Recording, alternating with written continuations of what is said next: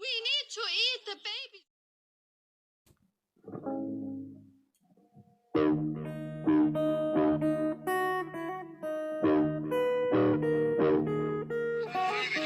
I have no respect for Trump. Okay, I think so poorly of them, and the reason why.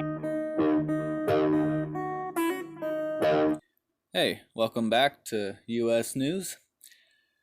This is the photo of the dog who chased the ISIS leader. Trump releases photo of hero dog who chased al-Baghdadi. That's awesome. I'm always glad that the dogs come back alive. I think there was one that didn't. President Trump tweeted a photo of the hero dog who chased Islamic State in Iraq and Syria leader Abu Bakr al-Baghdadi into a tunnel, forcing him to blow himself up. We have declassified a picture of the wonderful dog, name not declassified, that did such a great job in capturing and killing the leader of ISIS, Abu Bakr al-Baghdadi, Trump tweeted.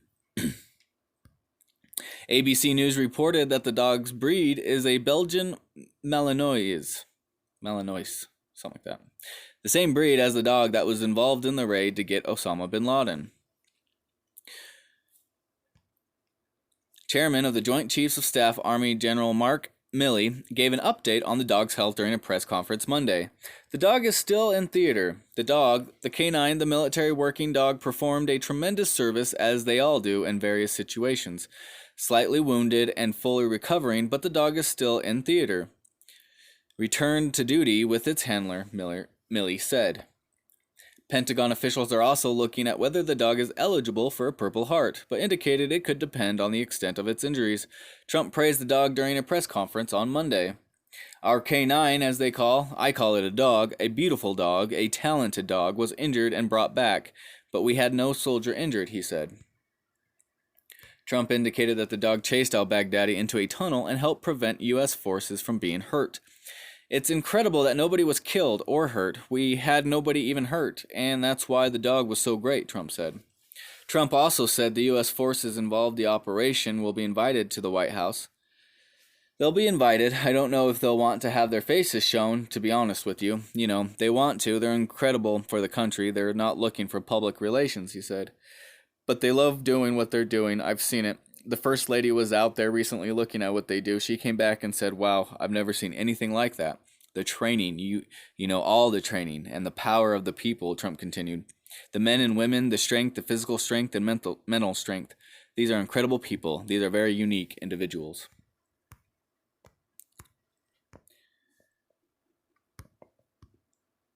Deadly gender reveal party explosion was stunt that gone AWOL. Authorities say an Iowa family's attempt at a gender reveal party for a soon-to-be-born baby went horribly wrong when a homemade device that was meant to discharge colored powder instead exploded like a pipe bomb, killing a 56-year-old relative. The Marion County Sheriff's Office said Pamela Kramer died instantly when debris struck her head Saturday before flying another 432 feet and landing in a nearby field in rural Knoxville, about 35 miles southeast of Des Moines. Kramer was 45 feet from the device when it exploded. Family members had been experimenting with explosives in the hopes of posting a colorful announcement on social media, authorities say. They welded a metal cylinder to a stand and packed it with gunpowder. Oh, wow. That they thought would send the colored baby powder aloft. Wow. Oh. I don't know about you, but I have stuffed things with gunpowder, and no. But authorities say tape covering the top of the cylinder caused it to detonate like a pipe bomb. Law enforcement officials expressed condolences to the family and warned about the dangers of using explosive materials. The family got together for what they thought was going to be a happy event with no intent for anyone to get hurt, Sheriff Jason Stanholt said in a statement. What ended up being was that Pamela Kramer, a wife, mother, and grandmother, was killed by a piece of metal where a metal stand, gunpowder, and colored powder were involved. This is a reminder that anytime mixes these things, there is a high potential for serious injury or death. Using explosives to reveal a baby's gender is rare, but a similar incident caused a major wildfire in Arizona in 2017, when an off-duty Border Patrol agent accidentally set off a blaze that burned 73 square miles of mostly Forest Service land. The blaze forced about 200 people out of their homes and cost an estimate $8 million in damage and firefighting expenses. The agent Dennis Dickey fired a rifle at a homemade target that exploded, sending a blue substance into the air. The explosion started a grass fire that spread quickly. Dickey pleaded guilty in September 2018 to a federal misdemeanor charge of starting a fire without a permit. He was sentenced the following month to 5 years of probation and was ordered to make an initial payment of $100,000 in restitution and monthly payments of $500. Okay, I'm sorry, but gunpowder, and you stuffed it, and then you sealed it. Like, hey, so I kind of wanted to do an opinion piece. This is from the patriotpost.us, and this is by a guy named Dennis Prager. He does YouTube videos called Prager University. Anyways, he's kind of writing an article based on how the left thinks and what it thinks. What I'm assuming. Your past is terrible and your future is terrible. What the left tells young Americans. Here are some of the messages the left has been giving America's young people. Your past is terrible. Your future is terrible. The American past is the story of genocide, slavery, racism, patriarchy, and colonialism. You should be ashamed of it, and I'm surprised there isn't more isms. And as regards your future, your very existence is in jeopardy. You may well die at a young age unless society completely shifts from fossil fuels to wind and solar power. In fact, your future is so bleak, you should probably not consider getting married and having children, because you're going to die in 10 years. If you are a girl, you should know that American society has contempt for you. You will be paid less than men for the exact same work and the exact same number of hours of work. You will have between a 1 in 4 and 1 in 3 chance of being sexually assaulted if you attend college. There is a glass ceiling that will prevent you from professional success. And professional success, not marriage and family, is what you should concentrate on. None of the above is true, is irrelevant to the left.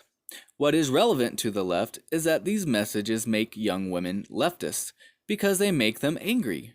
Virtually all leftists are angry. Sad. There are happy liberals and happy conservatives, but very few happy leftists and lonely singles are overwhelmingly on the left.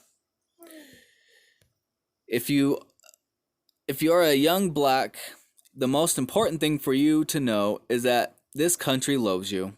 That racism is part of our DNA, as President Barack Obama put it. And that just being black gets you suspended or expelled from school, shot by police, denied the vote whenever possible, and disproportionately imprisoned. Again, almost none of that is true. But a happy black, let alone a black grateful for being an American, is much less likely to support the left.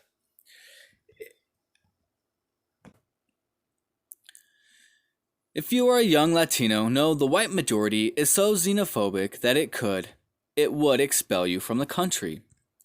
If you are a white male, which is probably, I think, the worst in the leftist ideology, you are the recipient of unearned privilege, and you are racist. Boys and girls, you need to know from as young an age as possible that there's actually no such thing as boys and girls. That is why your teachers have been told not to refer to you as boys and girls, but only as students. Young people, you should know that there is no God, so don't look to God or religion for meaning. There are for the emotionally handicapped and for the intellectual lightweights for meaning. Look to social action. Christianity, the religion of the great majority of Americans since America's founding, the religion of nearly all your parents and grandparents, justified slavery, the slaughter of Native Americans, and the persecution of gays, and in our time, most people who call themselves believing Christians are bigots and hypocrites.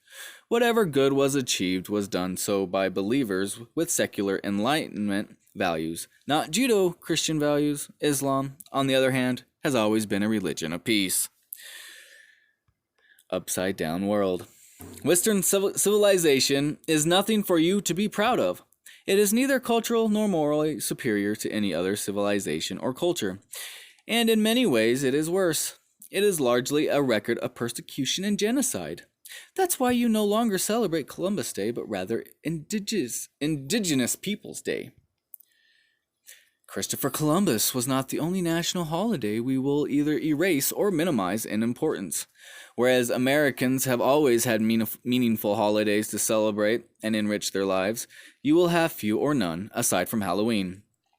Previous generations found great meaning in Washington's and Lincoln's birthdays. You won't. Their birthdays are no longer celebrated. Throughout American history, July 4th meant a great deal to nearly all Americans. They celebrated it with patriotic marches, parades, and speeches. No longer, anyway. America wasn't founded in 1776. According to the New York Times, it was founded in 1619, when the first slaves arrived. As for Memorial Day, this once solemn day in which Americans place flowers at the graves of those who died to preserve our freedoms, is just another day off. And most of the deceased probably died in vain anyway. You have few American heroes. Hey kids, America's founders, known as heroes to every generation until the present one, were not heroes at all. They were rich white men who believed in patriarchy, the suppression of women and slavery. They were all racist, and some were rapists. In short, as an American, you have few, if any, heroes. Only when one understands that the left, not liberalism, has always and everywhere been a destructive force, can one begin to understand what is happening to America. And the left has damaged no group more than America's youth. Leftists speak about the children, but they care about the children as much as the communists cared about workers. Thank you for listening to that. That is not what I believe or what he believes. It's kind of satire, like he's making fun, because that is, basically a rundown of what the left believes. And if you can kind of see in how they believe, you can kind of see and predict where it's going and what's happening. And all right, thanks guys.